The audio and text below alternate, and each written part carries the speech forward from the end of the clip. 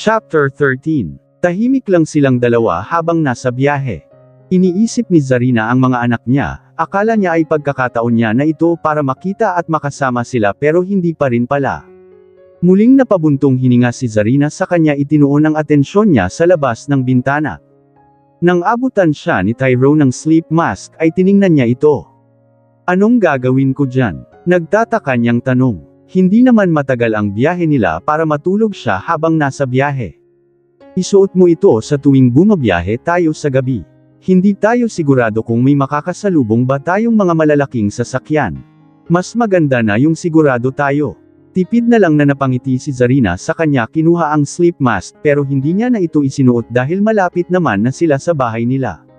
Sana okay lang si Daddy, mahinang yuzel ni Zarina habang nakasandal ang ulo niya sa bintana. Wala bang ginawa ang daddy mo noong panahong nade-depress ka?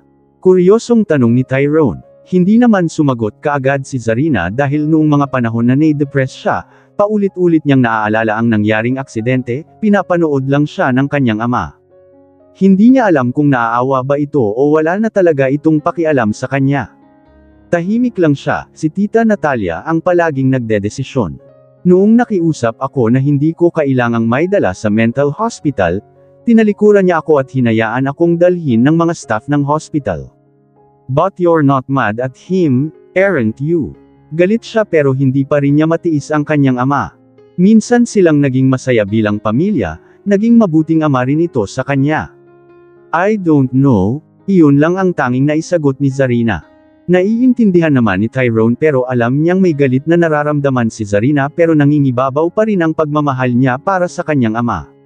Nang makarating na sila sa bahay nila ay nagpaalam na sila sa isa't isa. Pumasok na si Zarina sa kwarto niya. Pabagsak niyang inihiga ang sarili sa kama. Nag-aalala pa rin siya para sa kanyang ama. Sana lang ay maging maayos kaagad ang pakiramdam nito. Nang magkaroon ng oras si Tyrone ay nakipagkita siya sa mga kaibigan niya. Mabilis na inilayo ni Iris ang alak kay Tyrone dahil baka mag-inom na naman ito malasing. Instead of alcohol, kape ang ibinigay ni Matthew. Hindi naman nagreklamo si Tyrone at ininom ang kape. Kumusta ang trabaho mo sa kumpanya ng lolo mo? Itutuloy pa ba natin ang itatayo nating business? Tanong ni Matthew. Of course, ituloy pa rin natin. Ayaw nyo na bang ituloy? Kunot-noo niyang tanong sa mga ito. Hindi naman sa ganon. Isa ka sa magiging tagapagmana ng kumpanya ng lolo mo. Ayaw mo bang ituloy ang legacy ng lolo mo? Ibibigay mo na lang ba ang lahat kay Owen? Ani ni Matthew. Napaisip naman si Tyrone. Kapag ibinigay niya ang kumpanya kay Owen siguradong magagalit sa kanya ang mga magulang niya. Tuldok. Hindi sa ganon, ayaw ko lang makipag-agawan kay Owen sa posisyon na CEO. He can be the CEO of the Fuentes Corporation pero mananatiling may karapatan ako sa kumpanya.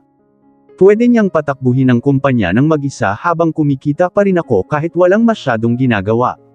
Sagot niya, natawa at napailing na lang si Iris at Matthew dahil sa plano ni Tyrone. Kung ganun, bakit ka nagpakasal sa isa sa mga anak ni Mr. Jimenez? Hindi ba at nagpakasal ka sa kanya para makuha mo ang isang vote kapag kinailangan ng mamili ng magiging CEO? Tanong pa ni Matthew. Gusto ko lang na tumigil na si Mommy sa pangungulit sa akin. We can file a divorce pagkatapos ko siyang matulungan and I can do whatever I want. Napatangu-tangu naman ang dalawa niyang kaibigan. Paano kung na-fall ka sa kanya? Makikipaghiwalay ka pa ba? Pang-aasar ni Iris, natatawa at napapailing na lang si Tyrone saka siya sumimsam sa kape niya. She's gorgeous, I admit that pero bakit ko naman sasayangin ang buhay ko sa isang single mom? Isang carry build my own family someday.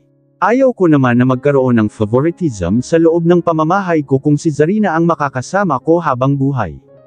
Kung sakali mang mahalin ko siya, magkaroon kami ng anak, syempre yung atensyon ko mas maibibigay ko sa tunay kong mga anak. Paano naman ang mga anak ni Zarina? Maybe I can still love them pero hindi katulad ng pagmamahal ko sa mga tunay kong anak kaya hanggat maaari, hindi kami ni Zarina para sa isa't isa. Kawawa ang mga bata, ang mga anak ni Zarina. Honest na sagot ni Tyrone sa kakinuha ang mga papeles na nasa harapan niya para mabasa ang mga ito. Malapit na nilang simulan ang business na itatayo nila. Tapos na sila sa pag-research at pagpaplano kaya sisimulan naman na nila ang pagtatayo nito. But don't give her some mixed signals, baka malito siya, akala niya ay may nararamdaman ka para sa kanya pero wala naman pala.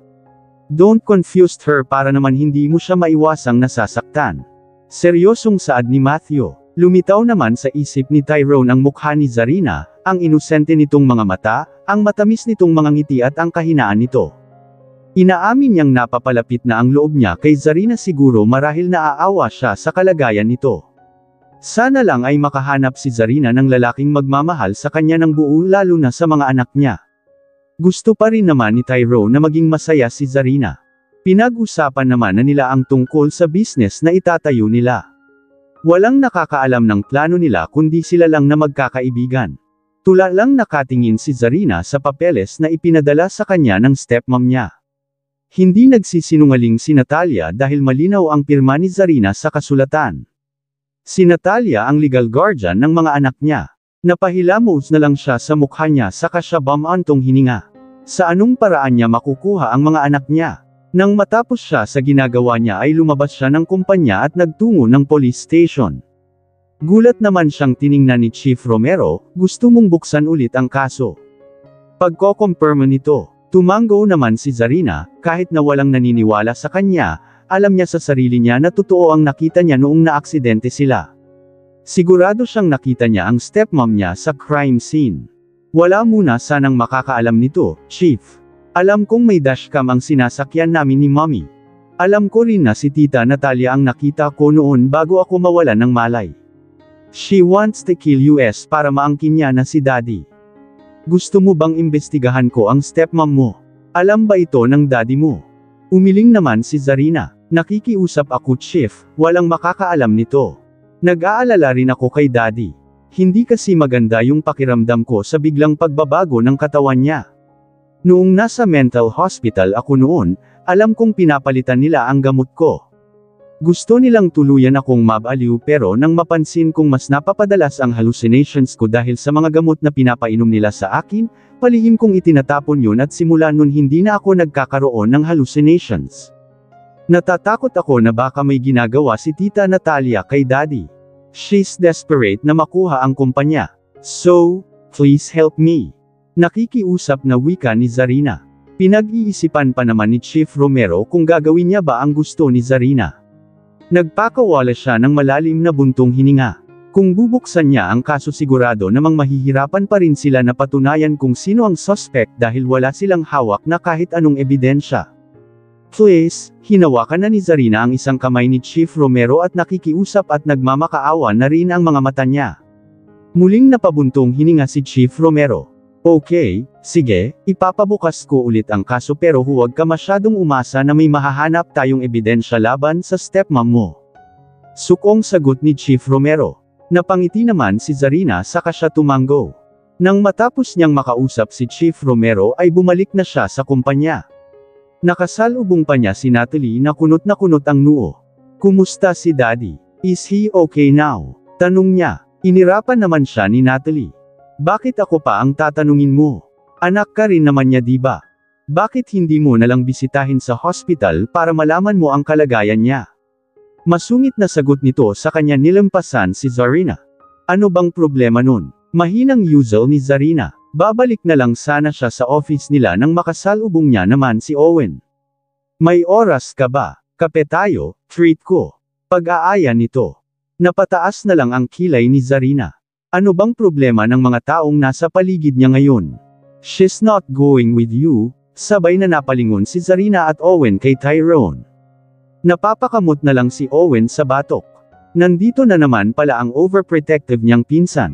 What are you doing here? Kunot noong tanong ni Zarina dahil maaga pa para umuwi si Tyrone. Wala akong ginagawa sa office kaya napagdesisyonan kong puntahan ka rito. Wala kang ginagawa, let's have snack outside, pag-aaya rin ni Tyrone. Napapailing na lang si Owen sa kanya iniwan ang mga ito. Sinabi ko naman sa iyo na sabihin mo sa akin kung ginugulo ka pa rin niya. Ani ni Tyrone nang makaalis si Owen, hindi niya naman ako ginugulo. Inaaya niya lang akong magkape, at sasama ka naman. Nakataas ang kilay na tanong ni Tyrone. Narinig mo bang pumayag ako? Pagtataray naman ni Zarina. Hinawakan naman na siya ni Tyrone sa kamay saka ito hinayla para magmeryenda na muna sila habang wala pa silang ginagawa. Hanggat mag-asawa tayong dalawa, ayaw kong makita kang sumama sa kung kaninong mga lalaki. Naiintindihan mo, dahil hanggat hindi natatapos ang kontrata nating dalawa, akin ka. Wika pa ni Tyrone. Hindi naman maipaliwanag ni Zarina ang biglang naramdaman ng puso niya nang sabihin ni Tyrone ang salitang akin ka. Halos matarante si Natalie habang naghahanap siya ng maisusuot niya ngayong gabi. Inilabas niya na ang lahat ng mga damit niya sa closet at isa-isa itong tinitingnan sa salamin kung bagay ba sa kanya. Hindi ka pa ba tapos dyan? Nababagot na tanong ni Natalia dahil kanina pa naghahanap ng maisusuot ang anak niya. Hindi ko alam kung anong isusuot ko. Reklamo niya sa kanyang ina. Napapairap na lang si Natalia dahil napakaraming damit ng anak niya pero wala itong makita na magandang maisusuot. Just choose a simple dress o kung saan ka komportable. Nakakahiya naman kay Amelia at Levi kung sila pa ang maghihintay sa atin. Pagalit ng saad ni Natalia, kanina pa siya tapos magbihis habang si Natalie ay nahihirapan pang maghanap ng maisusuot.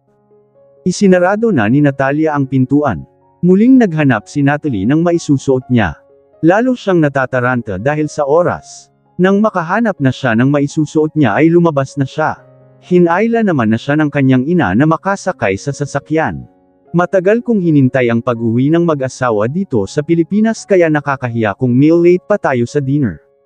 Halos kalahating araw ka nang naghahanap ng maisusuot mo tapos inabot ka hanggang gabi. Naiinis na wika ni Natalia. Gusto ko lang naman maging komportable, mom. Siya nga pala, hindi talaga natin isasama si daddy sa dinner. Wala siyang kasama sa hospital ngayon. Nandun naman ang mga doktor niya, sila na ang bahala sa daddy mo.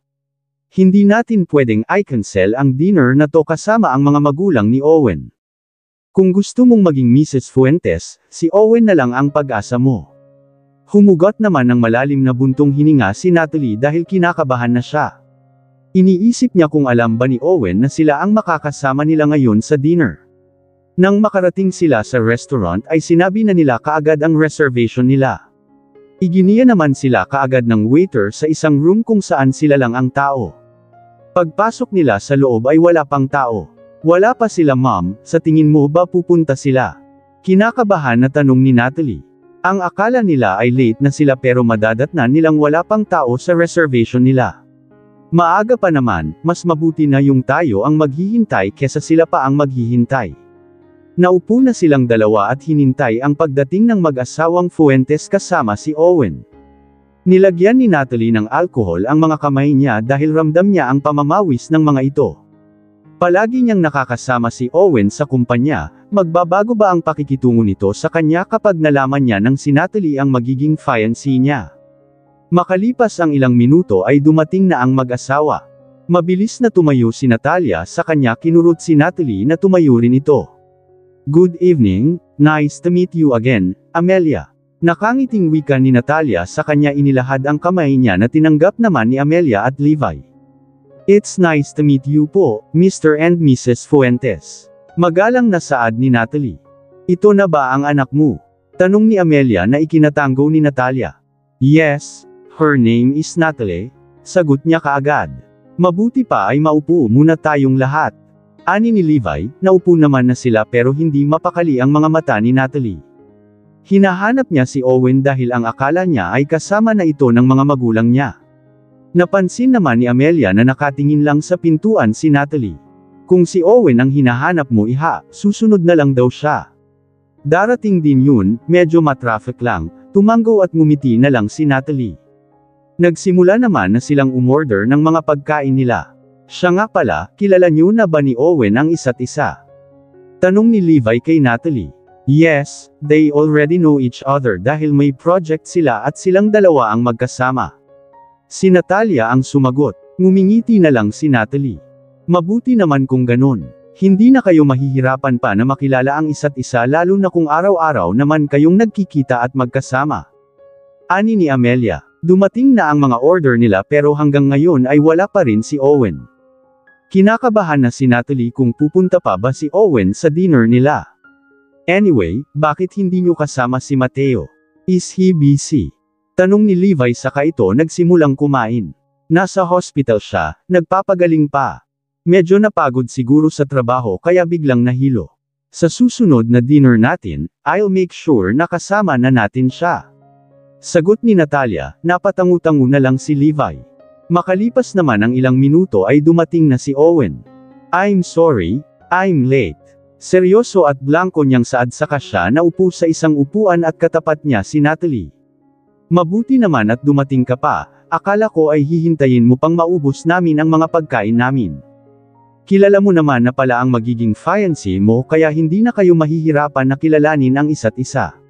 Saad sa kanya ng kanyang ina kaya tiningnan ni Owen ang mga kasama nila sa kwarto. Nagsalubong ang mga kilay niya nang makita niya si Natalie. What are you doing here? Nagtataka niyang tanong. Hindi naman nasabi sa kanya ng mga magulang niya kung anong pangalan ng nahanap ng mga ito para ipagkasundo sa kanya. She's your fiancé? Ang balita ko ay magkasama kayo sa iisang project. Hindi ba at mas mabuti yun para mabilis niyong makilala ang isa't isa? Sagot sa kanya ng kanyang ina pero hindi nawala ang pagkakakunot ng mga kilay ni Owen. Sa dami ng pwedeng mapili ng mga magulang niya, bakit si Natalie pa? Hindi na lang sumagot si Owen at nagsimula na rin siyang kumain. Nag-uusap naman ang mga magulang nila tungkol sa business. Paminsan-minsan ay tinitingnan ni Natalie si Owen, hindi niya alam kung anong sasabihin niya dito.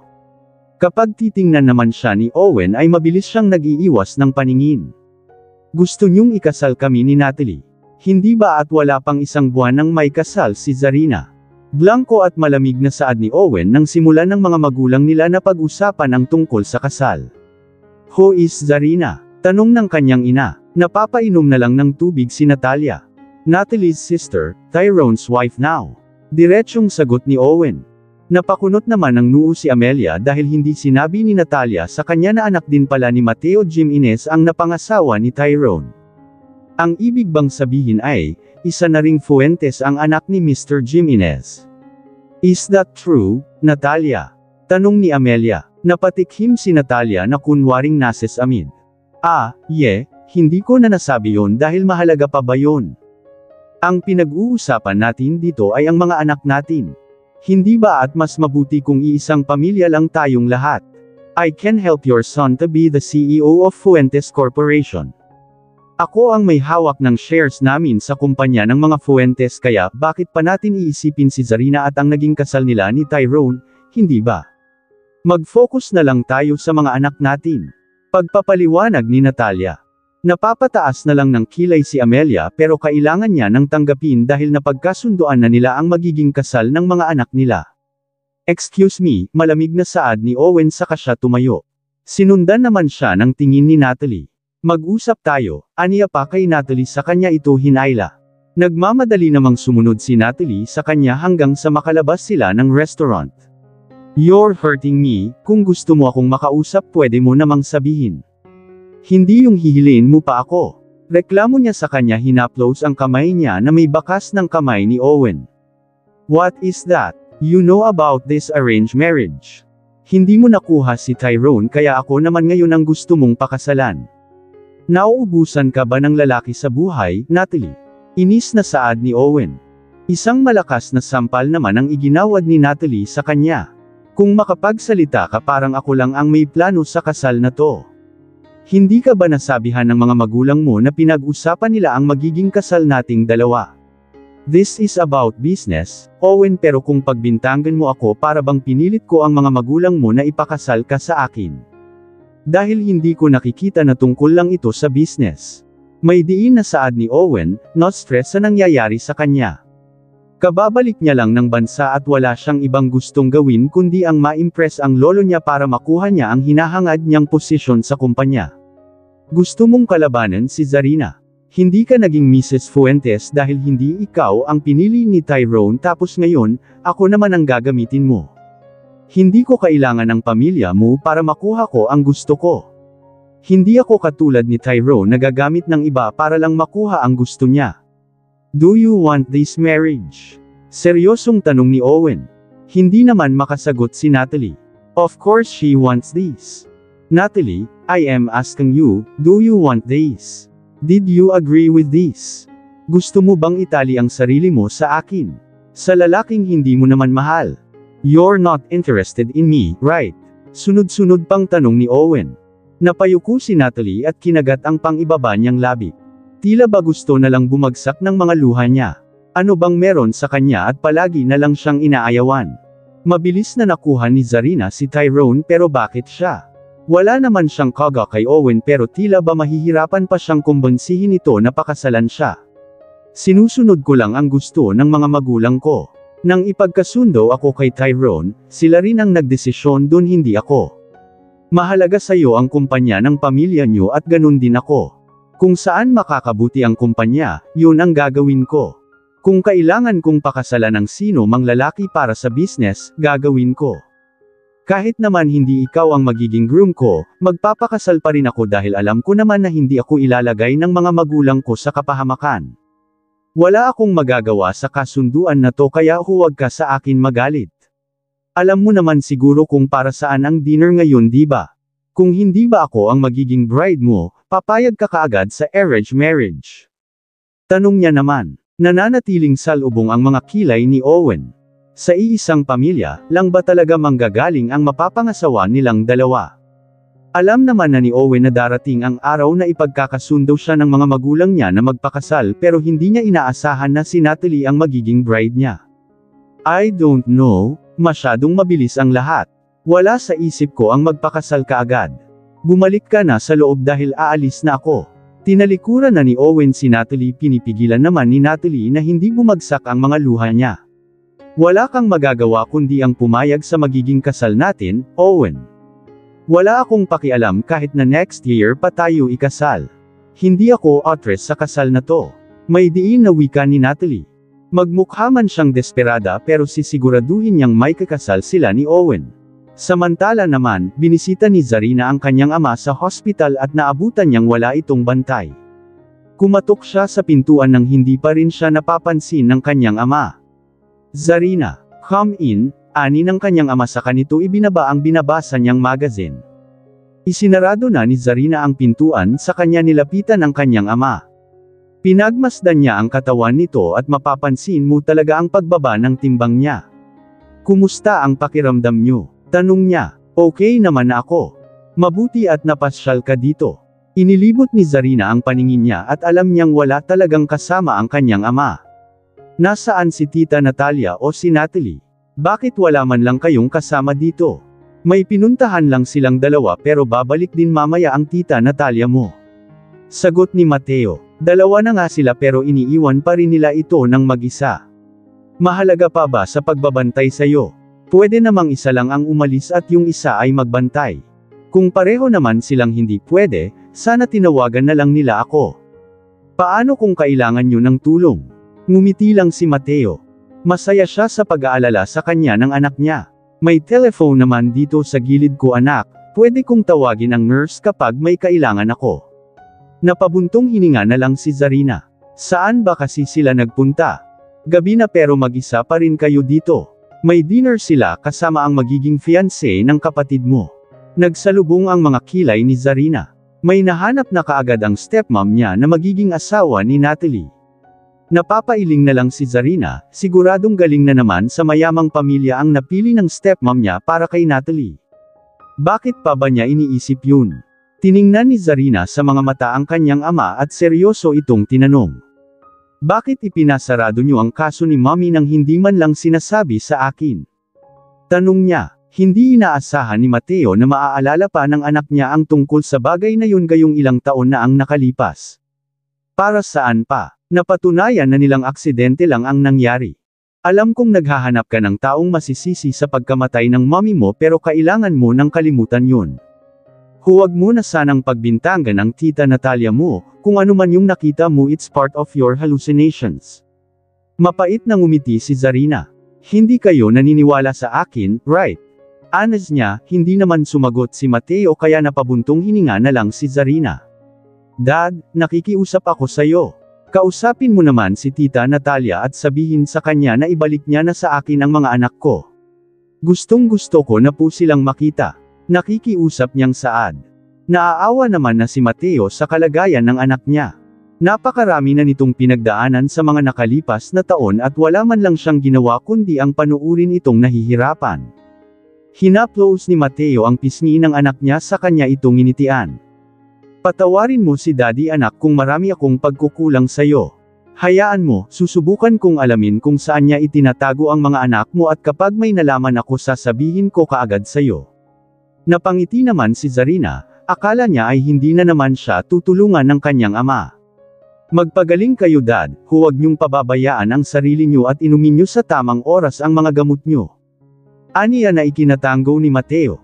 Ilang minuto lang naman ang lumipas nang dumating na si Natalia. Anong ginagawa mo rito? Tanong kaagad ni Natalia. Tumayo naman na si Zarina dahil aalis na rin siya. Bumisita lang ako saglit, ngayong nandito ka na at may kasama na si Daddy aalis na rin ako. Pagpapalam niya, nginitian na lang ni Zarina ang kanyang ama saka siya lumabas. Matiyaga namang naghihintay sa kanya sa parking lot ang driver na inutusan ni Tyrone para ipag-drive si Zarina. Busy si Tyrone sa paggawa ng mga plano niya na ipipresent niya na naman sa susunod na linggo. Ibinubuhos niya ang oras at atensyon niya para may perfect niya ang paperworks niya. Napatingin siya sa kapeng ibinaba sa kape niya sa kanya tiningala si Zarina. Magkape ka muna, masyadong salubong na salubong ang mga kilay mo habang nakatingin ka sa laptop mo. May 2 araw ka pa naman para matapos yan. Ani ni Zarina. Pareho silang walang pasok ngayon kaya nasa loob lang sila ng bahay. Hindi ka umalis. Ang akala ko ba ay lalabas kayo ng kaibigan mo? Wika ni Tyrone sa kanya kinuha ang kape at uminom doon. Hindi natuloy dahil may biglang tumawag kay Hailey. May kailangan daw silang ayusin sa business nila kaya magstay na lang ako dito. Wala naman na akong ibang kaibigan maliban sa kanya. Napatango na lang si Tyrone. Pwede ko bang basahin yung ginagawa mo, baka may maitulong lang. Wika niya, muling tumanggo lang si Tyrone.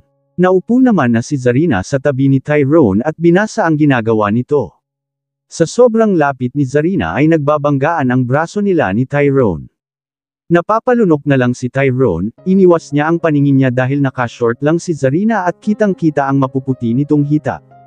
Mainit na nga ang panahon, dumagdag pa ang nakikita niya. Okay naman ang pakiramdam niya kanina pero tila ba biglang uminit nang dumating si Zarina.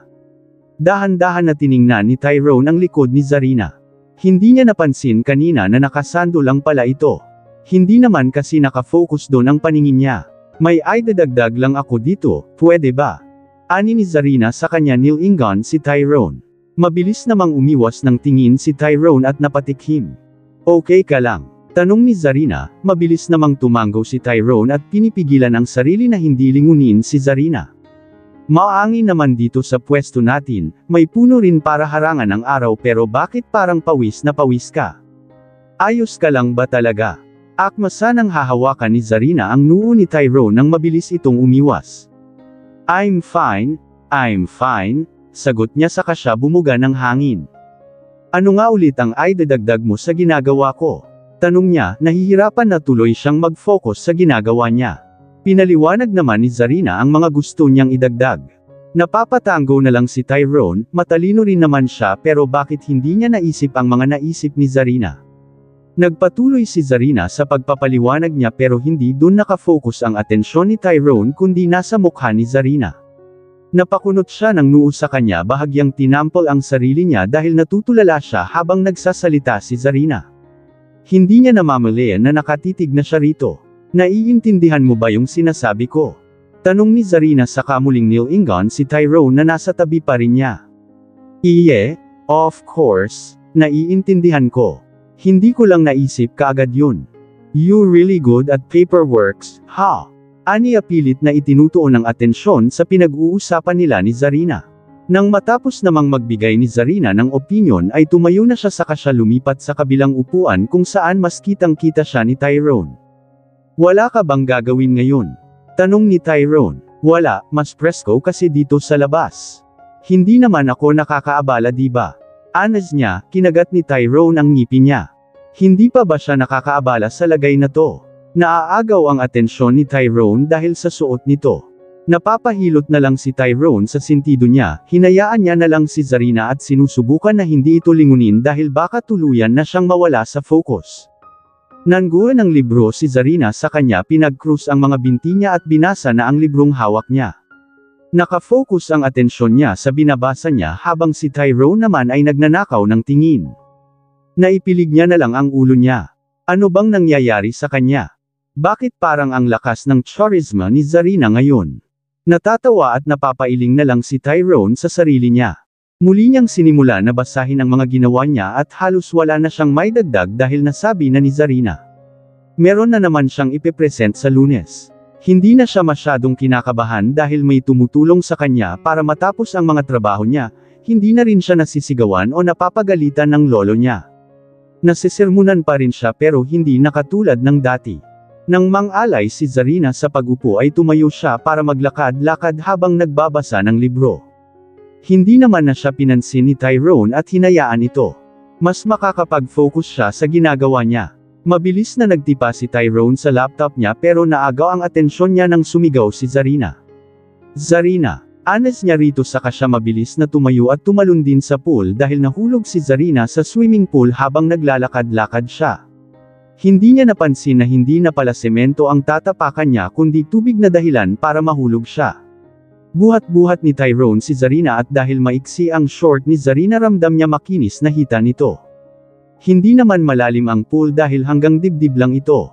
Put me down, ani ni Zarina. Uminit naman ang mga pisngi ni Tyrone sa kanya ibinaba si Zarina. Ramdam na ramdam niya ang kinis ng hita ni Zarina.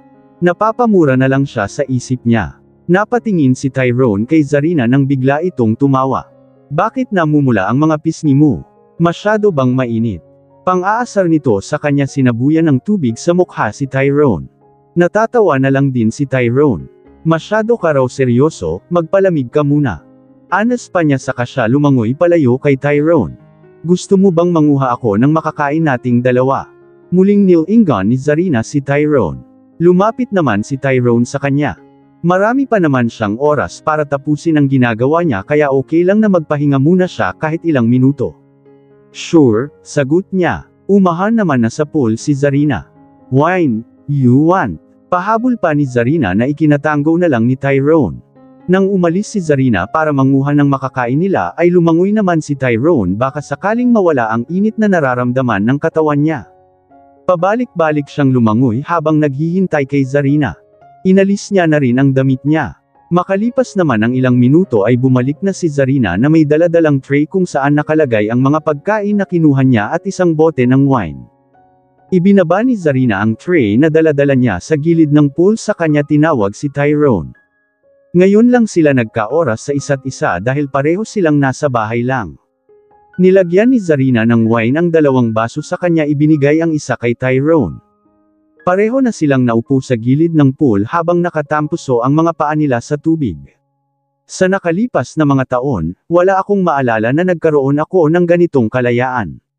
Nakakalanghap ng sariwang hangin at walang masyadong iniisip. Ikaw, anong ginagawa mo nitong mga nakalipas na taon? Tanong ni Zarina saka siya sumimsam ng alak. Ininom naman muna lahat ni Tyrone ang alak na nasa baso niya bago siya sumagot. Hindi ko alam, wala akong ginawa kundi ang maglustay lang ng pera ng mga magulang ko. Walang patutunguhan ang buhay ko noon. All I want is to be free. Wala pa nga sana akong balak bumalik sa kumpanya, walang balak na magpakasal kahit kanino kung hindi lang nila ako tinakat na puputulan nila lahat ng ATM card ko. Ang gago ko diba? Natatawa pa niyang saad. Muling nilagyan ni Tyrone ng wine ang baso niya saka siya kumain ng mga pagkain na kinuha ni Zarina. Ako naman, akala ko nahanap ko na ang magiging kakampi ko. Alam ni Austin ang tungkol sa mga anak ko at tinanggap niya naman ako, naging masaya ako noon pero panandalian lang pala yun. Tinanggap ko na lang na wala akong magiging kakampi, wala akong mapagkakatiwalaan. Mapait na saad ni Zarina. Nilingan ni Tyrone si Zarina, is she still in love with her ex? Nasasaktan ka pa rin ba hanggang ngayon? Kuryosong tanong ni Tyrone. Masyado na akong sinubak ng tadhana, parang turok na lang ng karayom yung naramdaman ko nang lokohin niya ako. Sagot naman ni Zarina saka siyang umuya at uminom ng alak. Kung nagmakaawa sa'yo ang ex mo, tatanggapin mo ba siya? Kung ayaw mong maghayganti sa kanila, sa tingin mo ba babalikan mo siya? Patuloy na tanong ni Tyrone. Hindi niya alam kung bakit gusto niyang malaman ang nararamdaman ni Zarina. Gusto niyang malaman kung talaga bang wala ng pagmamahal na nararamdaman si Zarina para kay Austin at kung nakamove on na ba talaga to. Maraming beses siyang nagmakaawa na ituloy namin ang kasal namin pero mas nang ibabaw yung galit ko sa kanya. Na-realize ko rin na hanggat si Austin ang kasama ko, makokontrol pa rin ako ni Tita Natalia. Takot si Austin kay Tita Natalia kaya tama lang yung desisyon kung alukan ka ng kasal. Thank you for accepting my proposal. Hindi ko talaga alam kung saan ako pupulutin kung hindi kita nakilala. Kung hindi ko lang nalaman na ipapakasal si Natalie sa'yo baka kay Austin ako na ikasal. Aniya pa, binitiwan na ni Zarina ang hawak niyang baso saka siya bumaba sa tubig dahil ramdam niya na ang init. Hindi naman siya nalasing sa wine pero nagbigay ito ng init sa katawan niya. Lalangoy lang ako saglit, pagpapalam niya sa kanya iniwan si Tyrone. Sinundan naman ni Tyrone ng tingin si Zarina. Bakit nagiging interesado siya sa buhay ni Zarina?